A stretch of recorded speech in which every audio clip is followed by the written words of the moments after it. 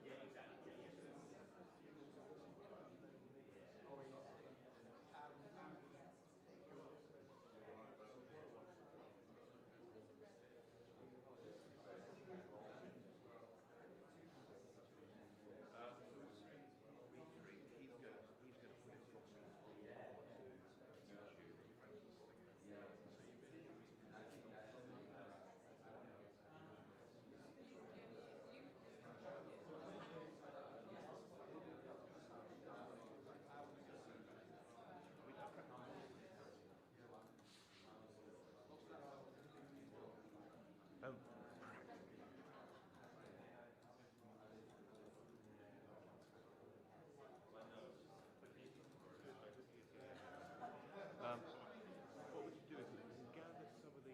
Are these all our crowd?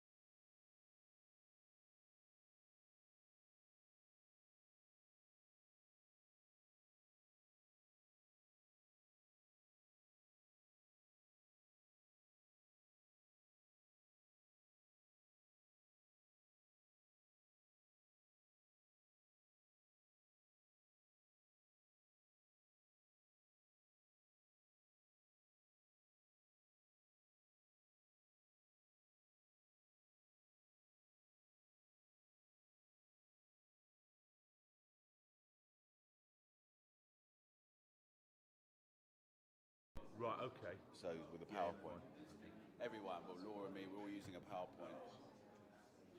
Good to know. Yeah. Where are we down? Once I've got this set up on a wide shot, a safety shot, I can probably do it from this end. Well, I'll tell you what. Let me do it. Ethan, could you ask just Robert about these mics? They don't seem to be working. It's working. Are they working? Oh, okay. Mind you, I don't need a mic. I've got a loud enough voice. We are just about to kick off because obviously we drew the short straw with the first session and everybody's been out partying. So if we could ask people to move over this side, although if people speak to the podium, that's not going to really work, is it? If people could move to the front, maybe, is that going to work?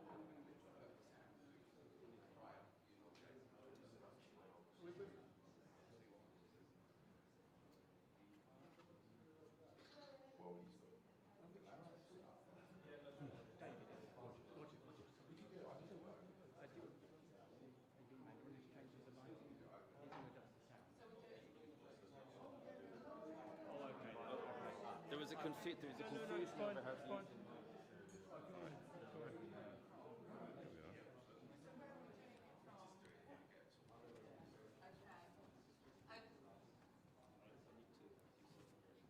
Right, okay, I'm going to get... Okay, hi. Yeah, they seem to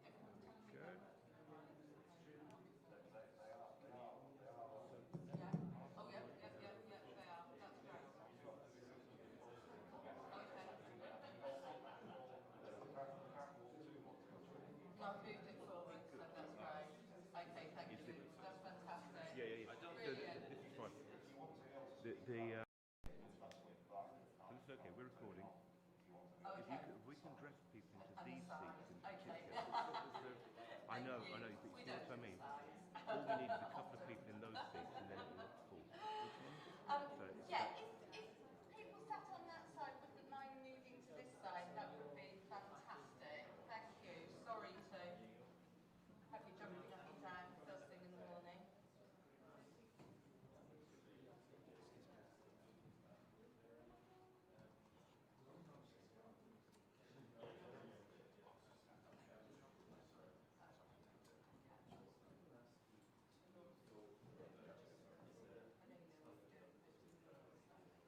Oh, where are we? sort of, Thank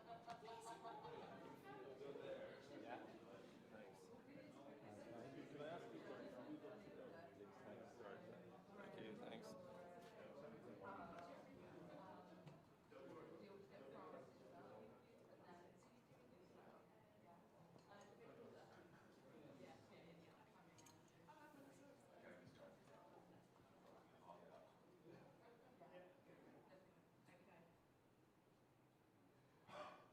Good morning, everyone, and thank you so much for coming to our fringe.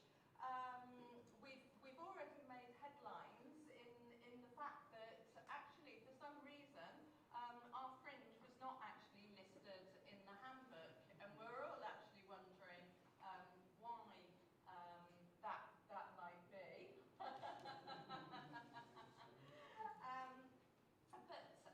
I would really like to thank the Bruges Group and in particular Robert Olds and Ethan Boburn for putting this Liberty Zone together. Conference is obviously really important for what goes on in the main hall, but actually what is really important is what goes on outside of the main hall and discussing ideas. What sort of made me set this up? We were in Manchester 2 years ago, and goodness, we didn't know what was going to unfold in the next 2 years. We headed from conference headlong into an election, and I remember Ivan Levido telling us that we could win. We had a narrow and steep path. Well, that narrow and steep path turned into an 80-seat majority, which is fantastic. But we have to, every one of us, not only Conservative Party members, but members of the public, have to hold government to account. And these times with coronavirus have been absolutely unprecedented.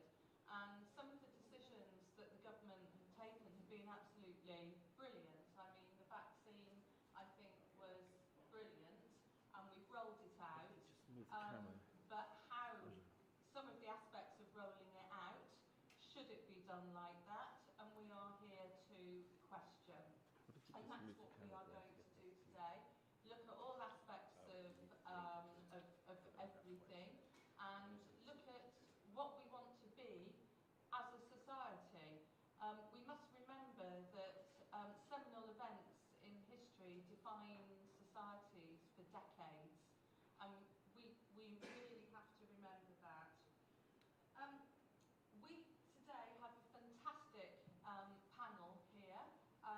We are really honoured to have the chairman of the Backbench Committee, Sir Graham, who actually was responsible for substantive votes in the House on this. So, otherwise it would have just gone through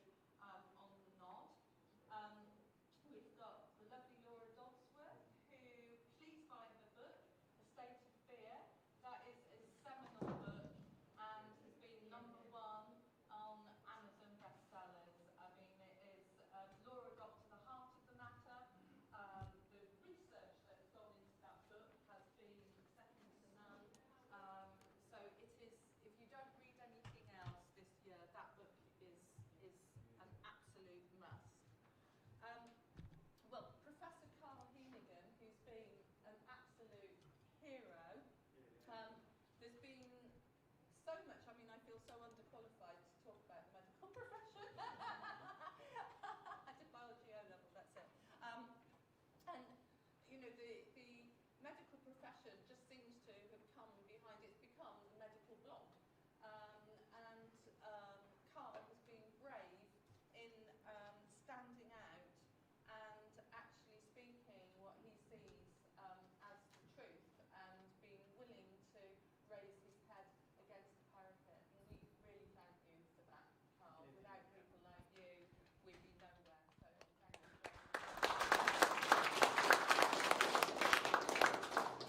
And we have Alan, the amazing Alan Miller, who has so much energy and has got together the Together Declaration, which I hope that everybody will sign because it is really important.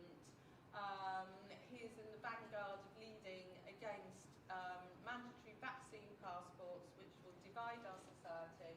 And Alan has been an absolute hero in this. Not only that, but he set up the most amazing bar in my neck of the woods in Bethnal Green, the Vibe Bar. So thank you for that. And we're hoping that Francis Hall, barrister, will join us later to speak as well. So, so Graham, over to you. Shall I speak from here? Yes, yeah, and stand. I think they want us to stand when we speak, actually. Okay, I'm very happy to do it. I chose to. Okay, no, first of all, I was going to say I was amused at a meeting organised by the Bruges Group when Diana said, would you all move to the front? It was wonderful to see how many people wouldn't move. I don't know what it is that I find appealing about the degree of stubbornness and independence of thought, but it's very important. Diana asked me to really just set things off by taking a look back at where we started and how this all built to where we are today. And I suppose I want to start off by being generous to my friends in government, thinking back to March of 2020 when there were alarming reports coming from Italy and other places. There were reports from China. People were suggesting that the COVID-19 might be hugely infectious, might kill millions and millions of people, and government really didn't know. And to be there in the hot seat required to make some very quick decisions. Not an enviable place to be. And I suppose there's also where I have to say that I think all of us in Parliament have to take a share of the responsibility for what happened right at the start as well, because we had the proposal for emergency legislation, the Coronavirus Act. It was going to be pushed through both houses of Parliament, through the House of Commons in a day, always a bad thing.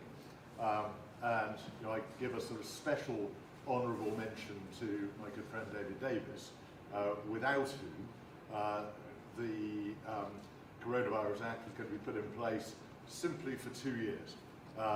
For a crisis, which at that point, and a lockdown, which we were being told was going to be for 3 weeks to prevent the NHS from being overwhelmed. 3 weeks in which great steps were going to be taken urgently to make sure that there was more capacity in the National Health Service. This was a very short-term emergency measure, and yet they came forward with a request for a 2-year piece of emergency legislation, and it was David's amendment which sought to make it subject to renewal every 6 months. Well, at the time, of course, ministers were saying, "I don't need to do this. We're not going to use the 2 years," and here we are on the cusp of the final, we think, the final renewal, certainly the final renewal, taking it to the 2 years, which will end next March. So really important that David, with many of us supporting him, but it was his initiative, managed to force the government to accept that little bit of parliamentary scrutiny. But then we sort of watched with alarm, having been very disturbed, many of us, about giving this huge sort of swinging set of emergency powers to government, with huge unease allowing that to happen. What we then saw was Parliament going into the Easter recess, and then there was a question mark almost immediately. Was Parliament going to come back from recess or not? And the possibility that we were just going to remain away for Easter. Crucially, we had to come back in order either to extend the recess or not. And so we got back, and there were enough of us there who were determined that we were going to carry on sitting. But to see the way in which the House of Commons pretty much disappeared right at that point. The House of Lords, I have to say, I think probably with a slightly higher average age, they responded very quickly to the warnings that this was a virus that affects older people much more seriously. And my God, you've never seen octogenarians move that quickly. I can remember a couple of us went to the peers' guest room, which we're allowed to use, for a drink. And we were in one corner, and there was one peer sitting in the other corner. We thought, there is somebody here. And then he gradually got to his feet and disappeared as well. And the House of Lords, of course, has been sitting entirely virtually until very recently. The House of Commons, at least, we managed to keep it sitting in a hybrid form. But I suppose my fundamental point is that you don't have to be a bad person to participate in this kind of thing going wrong and getting out of hand. I think what we all need to remember is that if you give any government those kind of powers, the sense of the inertia, the force of inertia, is going to make it likely that they seek to keep those powers.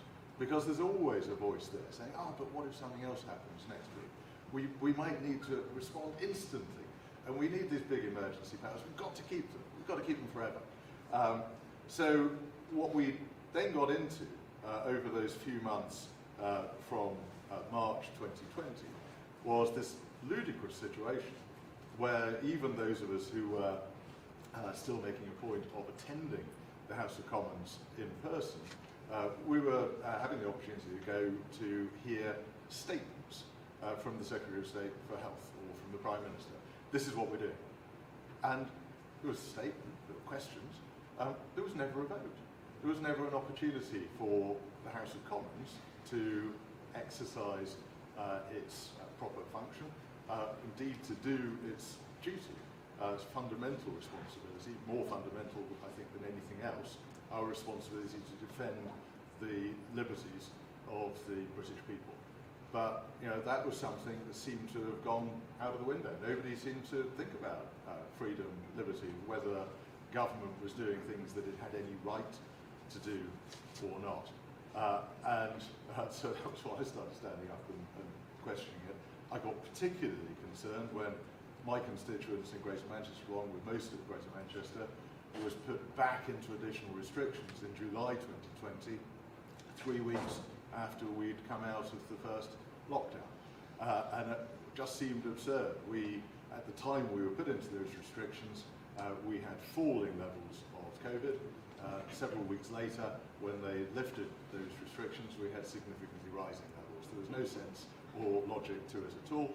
And it was also becoming obvious that lockdown might have some effects, but it certainly doesn't work in the sense of striking out the spread of the virus. So it takes me through to the August, September, where I started thinking, well, is it possible to amend the motion which would have the effect of extending the Coronavirus Act again? It was the first legislative vehicle which was going to present itself where there might be an opportunity to require a different approach. So that was why I tabled the amendment that I did. It got a lot of support. I was pleased it got some support on the other side of the House as well, although depressingly little, to try to force government to have substantive debates and votes ordinarily to take place in advance of restrictions being introduced. And I'm sure you all know the story, that in the end, the Speaker, taking advice from the Clerk of the House, decided that it wasn't actually in scope because the motion to renew the Coronavirus Act was so tight and specific. But the 2 points of breakthrough, one was that I think the government was simply embarrassed. And that gives us all hope, I think, when presented with the fact that they had been governing by fiat, they had been refusing to allow proper debates and votes in our legislature on these restrictions and powers. They were actually a bit embarrassed about it. So we got the response, even when the amendment couldn't be put formally to the House, we got the response from ministers that they would, though, recognise the power of the argument, and they have, broadly speaking, until now, they have, broadly speaking, allowed votes, more often than not just after things have been done rather than before, but we have had debates and votes in the House. The other breakthrough, I think, again, give credit to the Speaker, Lindsay Hoyle, who, whilst making his statement that he couldn't accept the amendment, also gave a pretty severe, I think the appropriate word would be bollocking, really, to the government for the way it had been conducting itself and the way it was holding the House of Commons in contempt. It was pretty stiff stuff, pretty strong language, and I think it had some force. So I'll conclude in a moment, but it just brings us up to now, where I think the public mood has changed. I think more people now are questioning. People who were very frightened, I think we'll tap over what you've done pointing that out, are starting to ask questions, and they're starting to say, well, hang on, we can't go on doing this forever, can we? So I think the landscape has changed. Laura was asking me what I thought was the situation with vaccine passports. I said, well, I think they were about to do it. I think they were just very surprised at how many people were voicing opposition, how many colleagues in the House of Commons, but also some of the voices of dissent from the hospitality sector and elsewhere, and it made them back off. But there is still a huge lobby, in the public health lobby, health blob we now have, which wants to do it. It wants to take that extra control over people, and of course we know if it happens, it's going to be there potentially forever, and would be a fundamental shift in the balance between the citizen and the state in our country. And I'll conclude just with a thought which does alarm me. All my life, it's been possible for people when they say, oh, you can't do that, you can't do that. It's always been possible for us to say, yes, I can. It's a free country. It was a throwaway remark. It's a free country. Well, it isn't a free country if government can tell people whether they are allowed to see their children or their grandchildren. It isn't a free country if they will tell people they've got to stay in the house for certain hours and not go out at all. It isn't a free country if people are only allowed to leave the house for one purpose during the course of a day. It isn't a free country if restrictions can be introduced which have no rhyme, reason, or logic behind them. And the example I give, I just think it's so important, we keep reminding ourselves of this, was the point, I think it was the second lockdown, when they were reintroducing the ban on playing tennis or golf outdoors. And I stood up, the minister, Helen Waitley, luckily promoted to another job. And I intervened during the minister's wind-up speech, and I said, can she explain to the House why, when we know that these activities are entirely safe? And the response, I kid you not, was, I absolutely accept my honourable friend's point, but if we allow people to do these things, they might think they can do other things as well. That's not acceptable.